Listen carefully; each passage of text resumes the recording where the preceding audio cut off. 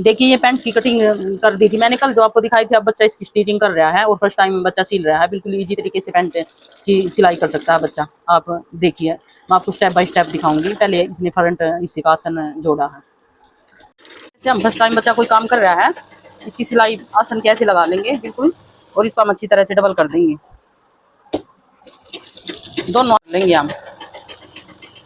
देखिए मैंने ये डॉट्स लगाए थे ना जो, अब हमने इसकी प्लेट लगा देनी है ऐसे। जो मैंने आपको बताया था मेजरमेंट, यहाँ से 1 लेना और 5 इंच की लंबाई लेनी है। इस तरीके से पकड़ेंगे और हम अपनी प्लेट की निशान लगा देंगे ऐसे, ऊपर से चौड़ी और नीचे की तरफ टेढ़ी करके थोड़ी खाली चलाने के बाद ऐसे हम इसको निकाल के कटिंग कर देंगे धागे की ऐसे।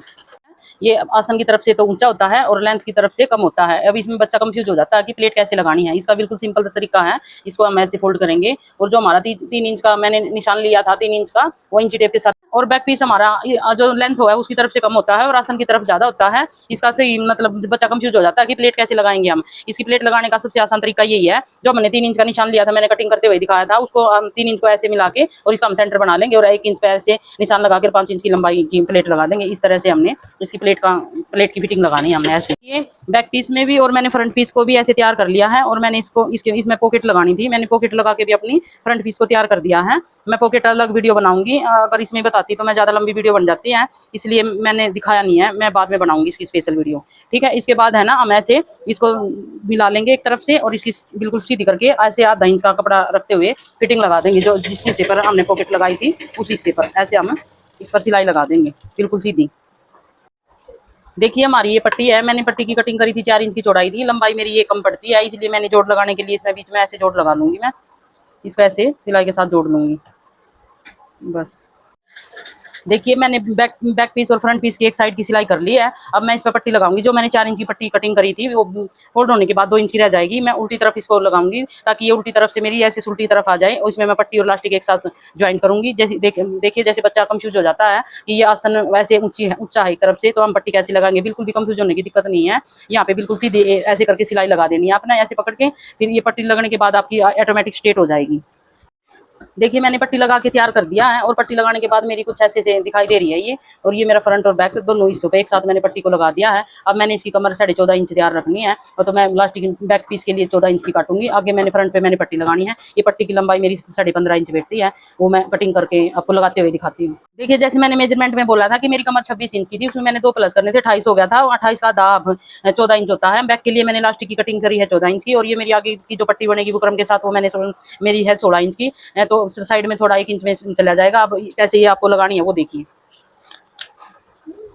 देखिए आप लास्टिक को ऐसे रखेंगे और ऐसे करके आप इस कपड़े को फोल्ड कर लेंगे अच्छी तरह से। जो आपकी सिलाई दिखाई दे रही है, इस सिलाई पे इस कपड़े को ऐसे फोल्ड कर लोगे और यहाँ पे आप दवाई की सिलाई लगा दोगे ताकि लास्टिक आपकी अच्छी तरह से दब जाए।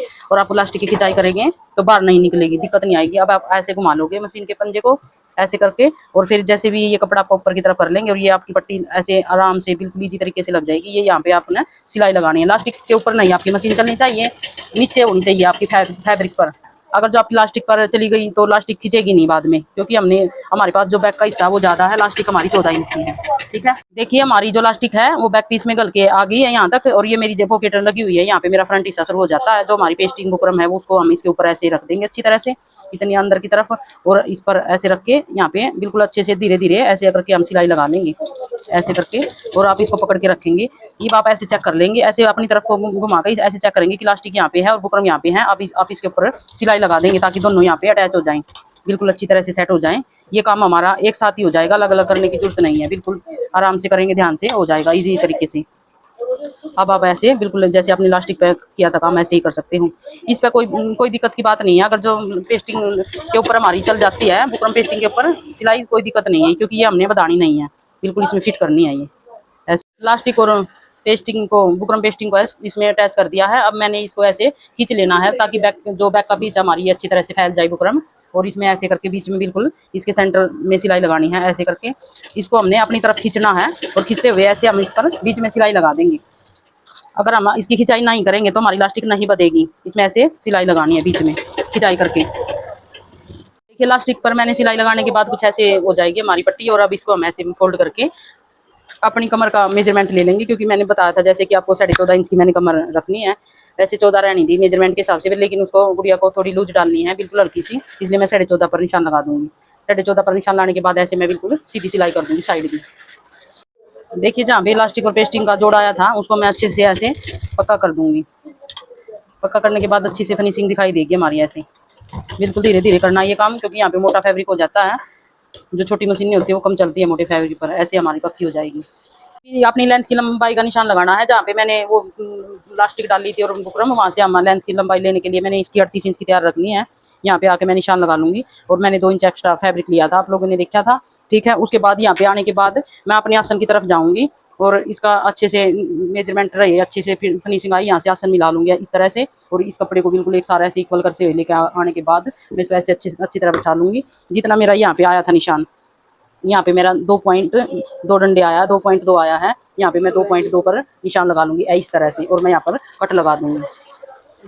देखिए मैंने जो निशान लगाया था और ये कट लगाया था, इसको ऐसे फोल्ड करते हुए बिल्कुल इसको ऐसे पकड़ लेंगे और मैं इसको अच्छी तरह से ऐसे आधा इंच दबा दूंगी अंदर की तरफ और इस पर सिलाई लगा दूंगी। ये मेरी मोरी का जो मोरी तैयार करनी थी मैंने, वो पार्ट है।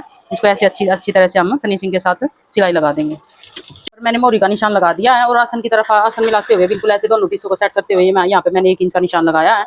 1 इंच के निशान से, और ये जो हमारा मोरी का निशान है, इस पे ऐसे पट्टी को रखेंगे और पट्टी के साथ ऐसे फिटिंग दे देंगे हम इसकी।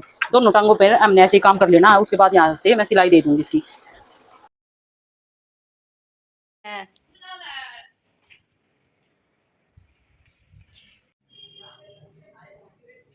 देखिए ये मेरा ये कोड सेट है ना, सिल के तैयार हो गया है। जो मैंने दिखाया था आपको, बिल्कुल इसकी स्टिचिंग दिखाई थी, स्टेप बाय स्टेप स्टिचिंग दिखाई है। और ये मेरी पैंट प्लाजो जो मैंने अभी सिल के दिखाई थी, ये पैंट प्लाजो तैयार होगी है और ये शॉर्ट कुर्ती होगी है। आपको मेरी वीडियो अच्छी लगी हो तो प्लीज़ मेरे चैनल को सब्सक्राइब करें, लाइक करें और शेयर करें, और कमेंट करके मुझे जरूर बताइए आपको इसमें क्या समझ नहीं आया है। Thank you.